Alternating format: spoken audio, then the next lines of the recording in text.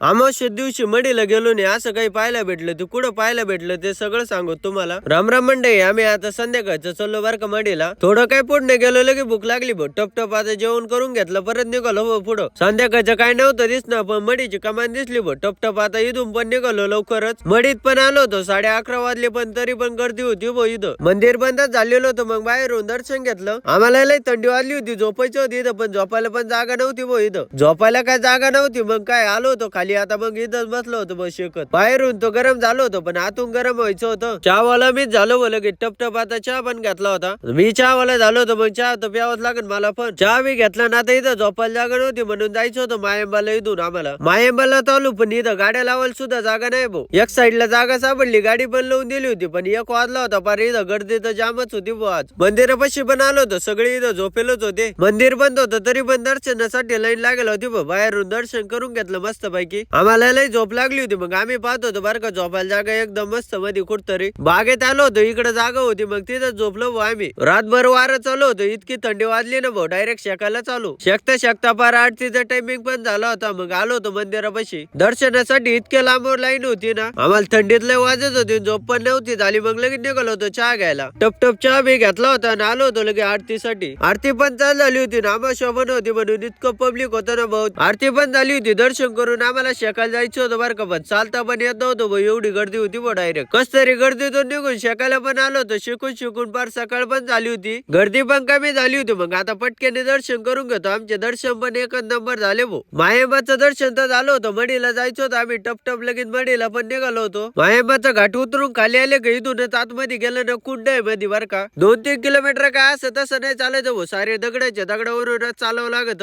दगड चढून चढून पार आता कुंडापाशी पण आलो होतो, इथं पण मस्त पैकी हातपाय धुवून घेतले। जाताना असं काही झाड दिसलं भाऊ, त्याला नुसत्या बावल्याच बांधलं होत्या, खिळे पण टोकेले होते भाऊ। अख्खा झाडाला पण नुसत्या बावल्या बावल्या बांधून ठेवले भाऊ, सगळा जादू तोंडाच केलेला आहे झाडाला या। म्हटलं ते झाडाचं जाऊन द्या, झाडापासून डायरेक्ट मडीला चालू होतो, मडीला पण दर्शन करून घ्यायचं आता टप टप। मडीला पण दर्शनासाठी लाईनच लागली होती पण नंबर पण लागला होता, मग टप टप दर्शन पण करून घेतलं। दर्शन पण एकच नंबर झालं होतं, मग सगळ्या देवांचे दर्शन पण करून घेतले। फोटो बिटो काढून आम्ही जातो आता घरी, तुम्ही पण घ्या फॉलो लाईक करून।